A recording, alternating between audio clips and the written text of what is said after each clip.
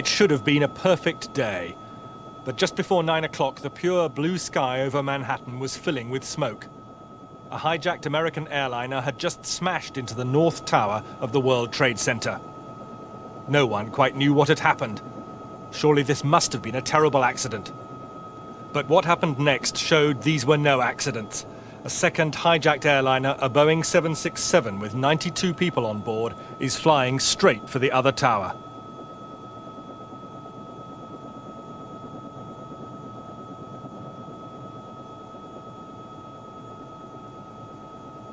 No one yet knows who piloted these planes to destruction, but they could not have been targeted with greater accuracy.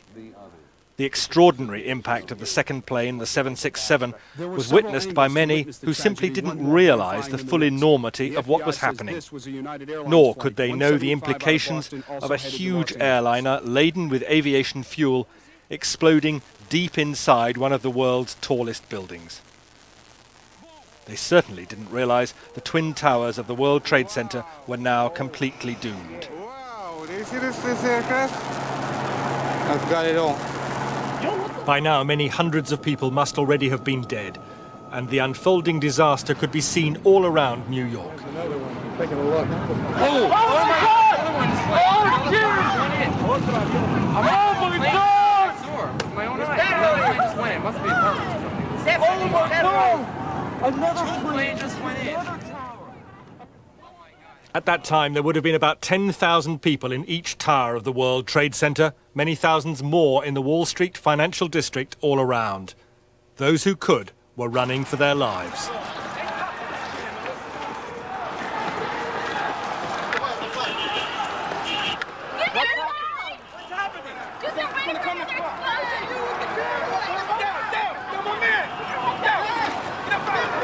It's just...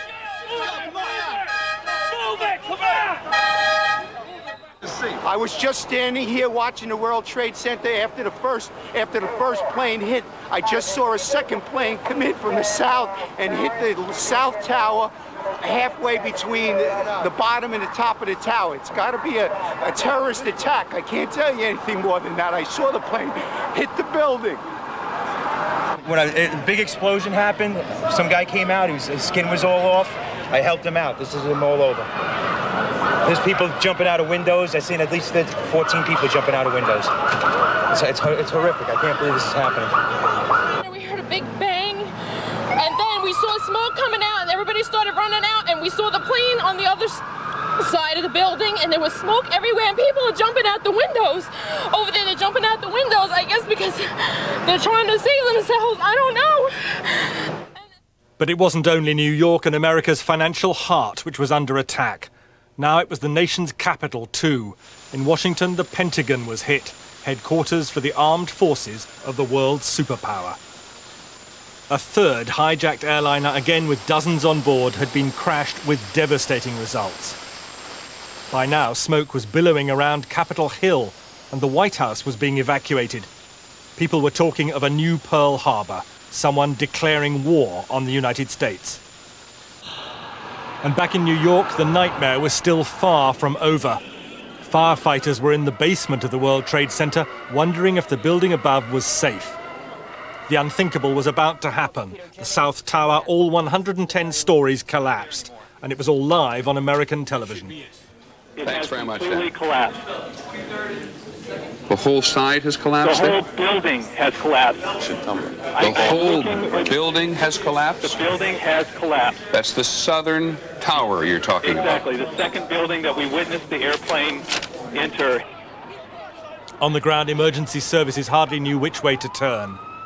People still trapped in the second tower had seen it all and could only wave in desperation. But it was already too late for rescue. The second tower, representing America's trade and wealth, was about to go.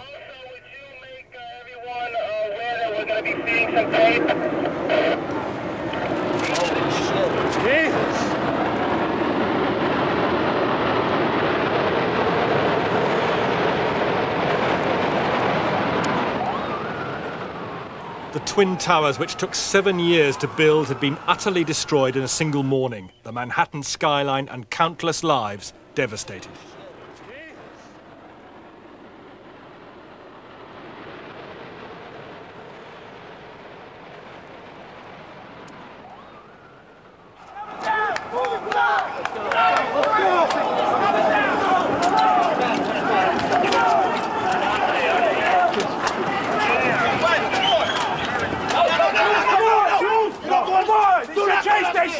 Do not go down on the ground.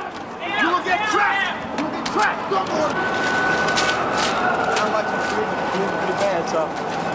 on. Big boom. Come down the steps. Everything fine till we got to the basement, and then everything just fell in. I got trapped under there with another guy. Crawled out. Kept getting hit in the head. Bounced all around. Finally, we clawed our way out over the rubble. Yeah. Come on down. We did all right. All right, way to be, Tom. Let's go. Even the bloodied felt incredibly lucky on this terrible day. And firefighters could embrace each other for a few moments before facing many more hours of trauma. As New York struggled to cope, to adapt to the clogging dust, the fallout of so much tragedy, more news was coming in, a fourth crashed airliner in Pittsburgh. And somehow American government seemed almost powerless amidst all this. The centers of that power had been evacuated, key congressional leaders taken to secret locations. The president himself whisked to a nuclear bunker in Nebraska, shaken but pledging somehow to find those who masterminded this day of mayhem and massacre. Freedom itself was attacked this morning by a faceless coward. And freedom will be defended. I want to reassure the American people that the full resources of the federal government are working to assist local authorities to save lives and to help the victims of these attacks. Make no mistake, the United States will hunt down and punish those responsible for these cowardly acts. Hours after the attacks, the United States, the whole world, is struggling to take it all in. There's really no more rescue the firemen can seriously attempt. It's now a question of salvage amid the wreckage, as others in New York try to establish how many men, women and children have been lost. A priest picks his way through the New York ruins. The World Trade Center has been reduced to the stumps of skyscrapers that once helped define one of the world's most vibrant cities, normally loud with life. An entire society feels itself violated by terror. James Robbins, BBC News.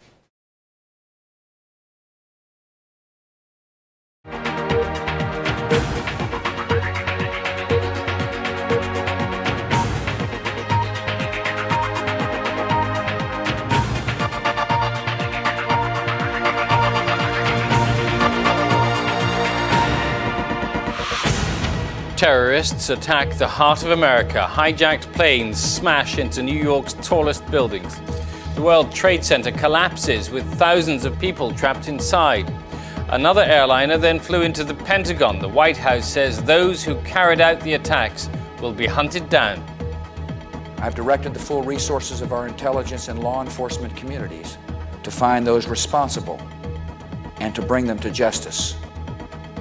We will make no distinction between the terrorists who committed these acts and those who harbored them.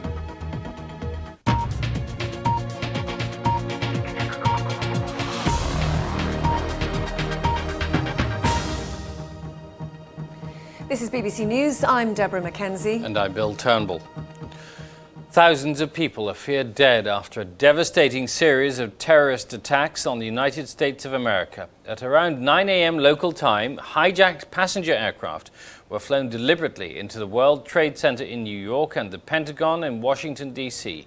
Within the next 2 hours, the center of Manhattan's business area lay in ruins after the Twin Towers of the Trade Center, America's two tallest buildings, collapsed. All air traffic in the country was suspended and security forces put onto a state of the highest alert. President Bush, who'd been visiting Florida, was evacuated to a nuclear bunker from where he pledged to hunt down and punish those responsible. The first blow was struck at 8:45 in the morning, New York time. A hijacked airliner carrying dozens of passengers flew straight into the World Trade Center's North Tower with devastating effect. 18 minutes later, a second attack. Another hijacked jet struck the Trade Center's twin South Tower, exploding in a huge fireball. Next, it was the turn of Washington and the Pentagon, the nerve center of America's military. A third hijacked American airliner, again with dozens of passengers on board, deliberately flown into the side of the building.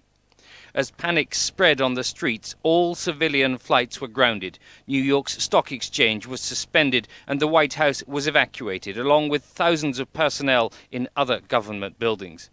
Then the unthinkable. The South Tower of the World Trade Center, the world's fourth tallest building, collapsed. Followed minutes later by the center's second tower, the building symbol of global trade and workplace for 50,000 people, reduced to rubble. No one knows how many have died. A fourth hijacked plane crashed later in Pennsylvania. For the latest, let's go to Washington and join our correspondent Stephen Speech. Stephen,